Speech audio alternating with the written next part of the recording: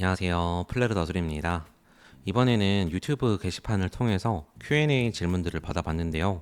생각보다 깊이 있는 질문들을 많이 남겨주셨더라고요. 그래서 남겨주신 질문들에 대해서 최대한 저의 솔직하고 자세한 답변들을 드리려고 합니다. 저는 플레르 다소를 운영을 하면서 잠실에서 로드샵을 운영을 하고 있고요. 매장에서 차로 약 20분 정도 떨어진 거리에서 작업실을 따로 두고 있어요. 그래서 평소에는 매장에서 주문들을 받고 판매를 하고 있고요. 그 외에는 작업실에서 유튜브 꽃 촬영을 주로 하고 있습니다. 꽃집을 운영 중이시거나 꽃을 배우고 계시거나 꽃을 좋아하시는 분들에게도 오늘 이 Q&A 시간이 조금이나마 도움이 되셨으면 하는 바람입니다. 그럼 오늘 끝까지 함께 들어주세요.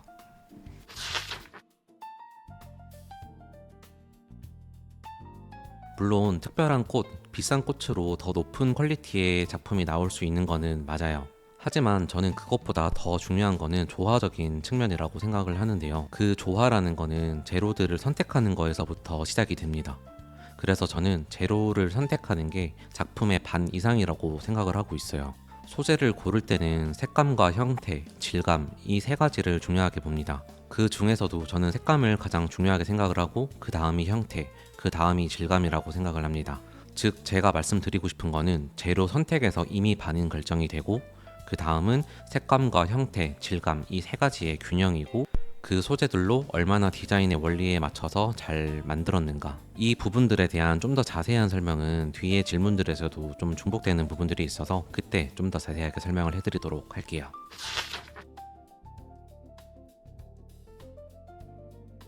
네, 두 번째 질문인데요. 색 조합은 어떻게 연습하는 것이 좋은지 그리고 제가 어떤 계기로 플로리스트가 됐는지에 대한 질문인 것 같아요. 색 조합부터 먼저 말씀을 드리면 저는 여러 가지 컬러들을 처음부터 연습하는 걸 추천드리지는 않아요. 먼저 메인 색상을 정하고 그 색상을 기준으로 유사색 안에서 연습을 하시는 걸 추천을 드려요. 같은 계열의 꽃이라고 하더라도 그 안에서 명도와 채도, 형태와 질감의 차이를 주면서 자연스럽게 연결하는 연습을 하는 거죠. 톤온톤처럼 같은 컬러 안에서 밝고 어두움의 차이를 주는 연습을 먼저 해보시고 그 다음에는 톤인톤처럼 메인 색상에서 이어지는 유사색 계열을 연습을 해보세요. 이런 과정이 익숙해지고 난 다음에 여러 가지 컬러를 섞는 연습을 해야지 훨씬 안정적이고 조화로운 디자인을 만드는 데 도움이 됩니다. 그리고 제가 플로리스트가 된 계기를 말씀을 드리면 저는 원래는 대학에서 음악 전공을 했었어요. 근데 저는 노력한 만큼 결과가 눈에 보이는 일을 좀 좋아하는 성격이에요. 근데 음악은 아무리 열심히 연습을 해도 그 결과가 내 눈앞에 보이지가 않으니까 답답함을 느낄 때가 많았습니다. 마침 어머니도 플로리스트이셔서 한번 배워보라고 저한테 권하셨고 그때 국비 지원을 통해서 먼저 배워보게 되었어요. 제 손으로 만든 과정이 눈앞에서 완성이 되고 그걸 보면서 부족한 부분을 분석하고 수정해 나가는 과정이 너무 재밌었어요. 그래서 그때 나는 이런 과정들을 분석하고 수정해 나가는 과정을 굉장히 좋아하는 사람이구나 라는 걸 알게 됐었고 그래서 이 일이라면 내가 힘들어도 오랫동안 즐기면서 할 수 있겠구나 라는 확신이 들어서 이 플로리스트라는 길을 선택하게 되었습니다.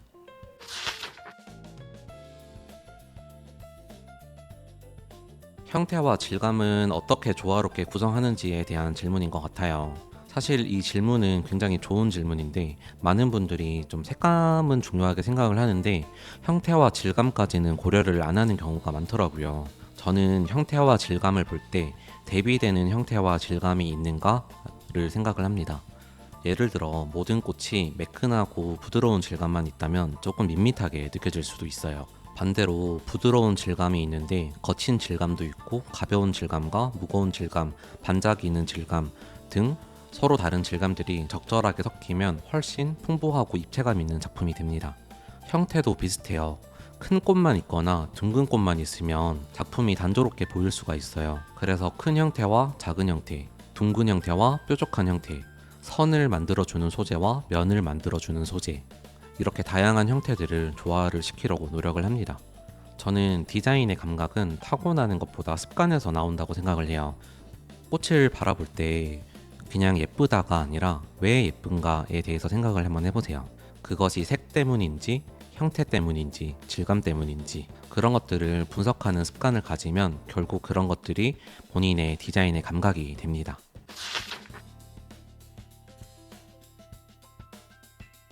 네 번째 질문인데요. 먼저 좋게 봐주셔서 정말 감사합니다.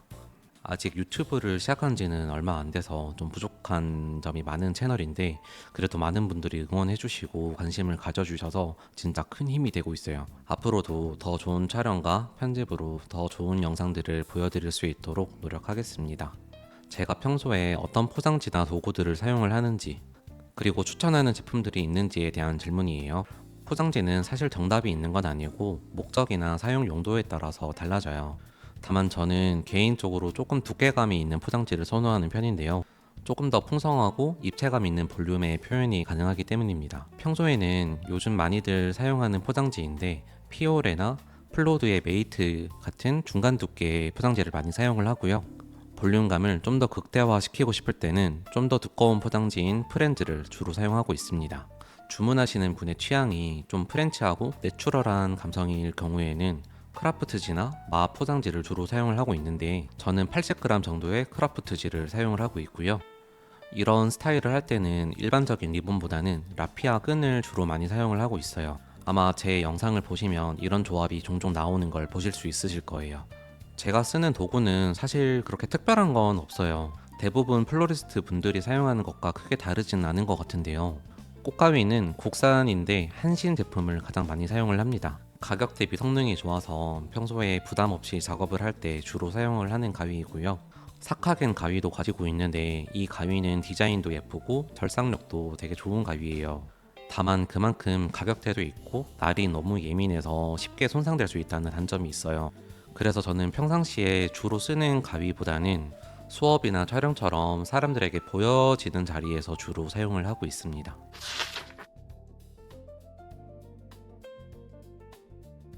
네, 다섯 번째 질문인데요.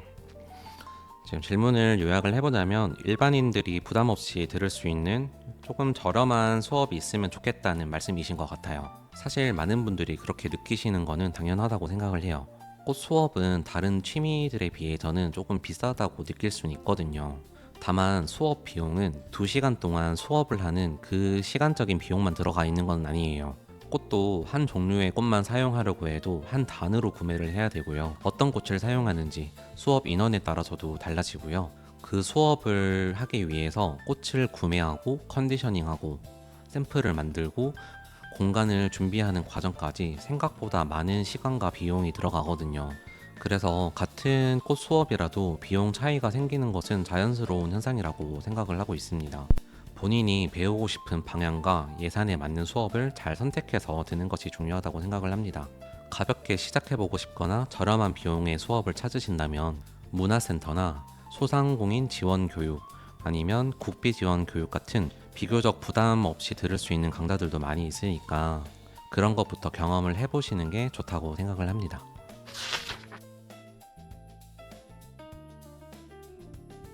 꽃을 취미로 정말 좋아하는데 적은 종류의 꽃으로도 예쁘게 표현하는 팁은 없을까요?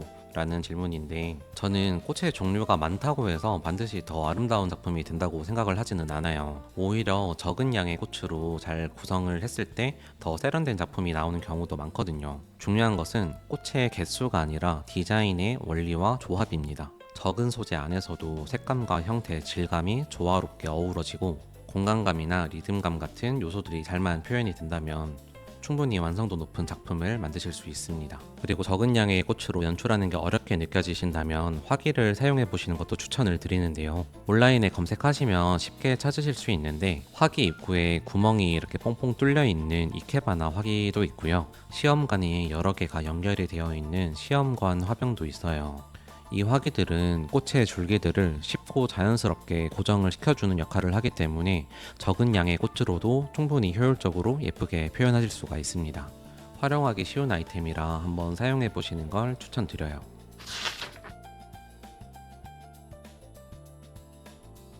촬영과 편집은 혼자 하시나요? 라는 질문인데 먼저 제 영상을 좋게 봐주셔서 정말 감사드리고요. 현재는 촬영부터 편집까지 혼자 다 하고 있습니다. 물론 누군가 촬영이나 편집을 도와준다고 하면 훨씬 편하기도 하고 더 다양한 앵글이나 연출, 조금 더 완성도 높은 영상을 만들 수는 있겠죠. 하지만 아직 채널이 초기 단계이기도 하고 저 역시도 촬영과 편집을 계속 연습하고 배워나가고 있는 단계여서 아직은 혼자서 다 해보고 있습니다. 생각보다 진짜 쉽지는 않더라고요. 촬영하고 편집하면서 시행착오도 정말 많이 겪고 있고, 영상 편집 하나 하는데도 시간이 정말 오래 걸리고 계속해서 수정하고 다듬어 가면서 영상들을 만들어 나가고 있습니다. 그래도 저는 이렇게 부족한 부분들을 하나씩 수정하면서 발전시켜 나가는 과정이 꽤나 재밌기는 해요. 제가 꽃을 배울 때의 과정과 비슷하게 영상을 분석하고 개선해 나가는 과정이 굉장히 재밌더라고요. 앞으로 채널이 더 성장하게 된다면 촬영이나 편집을 함께 할 분과 팀을 이뤄서 더 다양한 콘텐츠와 더 높은 퀄리티의 영상을 만들고 싶은 욕심은 있습니다. 그때까지 조금씩 성장해 나가는 과정도 같이 봐주시면 감사하겠습니다. 저는 꽃은 국비지원을 통해서 처음 시작을 했어요. 처음에는 학원에서 꽃을 다루는 기본기에 대해서 먼저 배웠고, 이후에는 국가기술 자격증 도전을 하면서 꽃에 대한 이해도와 기술을 높여갔습니다. 그 다음에는 여러 대회들에 꾸준히 출전을 하게 되었었고, 감사하게도 결과적으로 원하는 결과들을 가져올 수 있었어요. 이후에는 조금 더 다양한 감성과 꽃 표현들을 배우고 싶어서 독일 플로리스트 과정 수업과 프랑스에서도 꽃 수업을 들었었습니다. 그런데 많은 분들이 유럽이 한국보다 꽃을 더 잘한다고 생각을 하시는데 제 생각은 조금 달라요.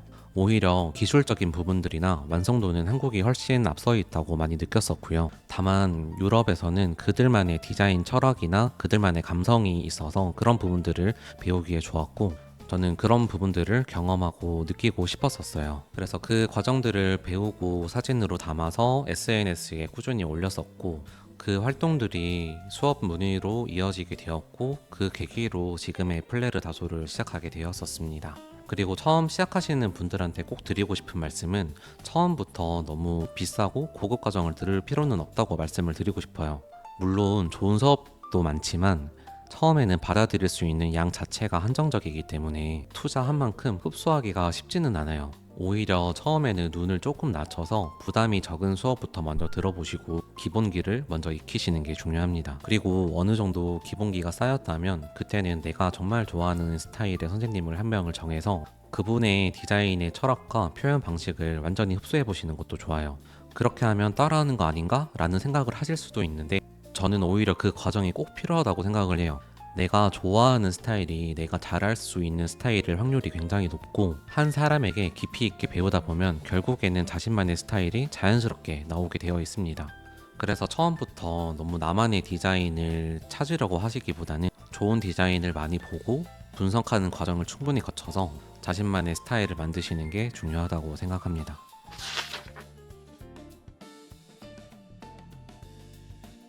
영어로 질문을 해주셨어요. 제가 영어가 조금 서툴러서 한국어로 대답을 해드리려고 하니까 양해 좀 부탁드리고요. 대신에 영상 자막에 영어도 함께 제공을 하니까 참고해주시면 감사하겠습니다. 질문을 요약해보자면, 꽃을 디자인을 할 때 먼저 하나의 테마나 컨셉을 정하는지 아니면 자연스럽게 감각대로 작업을 하는지에 대한 질문이신 것 같아요. 사실 둘 다입니다. 테마나 컨셉을 먼저 정하고 재료를 선택을 해요. 이후 제작 과정에서는 디자인의 요소나 원리들을 생각하면서 자연스러운 흐름에 따라서 작업을 하는 편인데요. 물론 어느 정도는 제작할 때의 기준과 틀은 있습니다. 하지만 자연 소재를 다루는 만큼 최대한 그 자연 소재가 가지고 있는 그대로의 자연스러움을 표현하려고 노력은 합니다.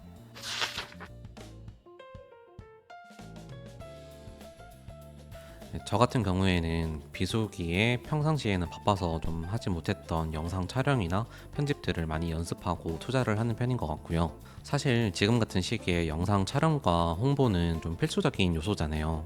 그래서 비수기 때 이런 거를 연습하고 해보시는 게 좋다고 생각을 하고요. 또 하나 추천드리는 거는 꽃집의 여름 이벤트나 원데이 클래스를 계획해보는 거예요. 비수기에는 아무래도 도매가가 좀 안정적이고 저렴한 경우가 많기 때문에 평소보다 가격 부담을 많이 낮춘 썸머 이벤트나 아니면 원데이 클래스를 좀 더 합리적인 가격에 진행을 해서 새로운 고객들을 만날 기회도 만들고 그분들이 또 단골이 되기도 하거든요. 그래서 이런 것들도 추천을 드립니다. 그리고 저는 비수기에 꽃집의 시스템을 점검하고 다듬는 기간으로 활용하는 것을 추천드려요. 상품 구성이나 가격, 동선, 재고 관리 등 같은 평소에 바빠서 미뤄뒀던 것들을 비수기 때 하면 다음 성수기 때 훨씬 효율적으로 일을 할 수 있거든요. 마지막으로는 휴식입니다. 많은 자영업자분들께서 휴식하는 거를 죄책감을 가지시는 분들이 많은 것 같아요. 저는 오히려 비수기 때 충분히 휴식을 하는 것이 다음 성수기를 위해 꼭 필요한 기간이라고 생각을 하고 발전을 위한 반드시 필요한 기간이라고 생각을 해요. 그래서 비수기를 단순히 매출이 떨어지는 시기다라고 생각을 하시기보다는 다음 이제 성수기나 아니면 이제 한 단계 발전을 위한 필요한 투자의 기간이라고 생각하시면 좋을 것 같습니다.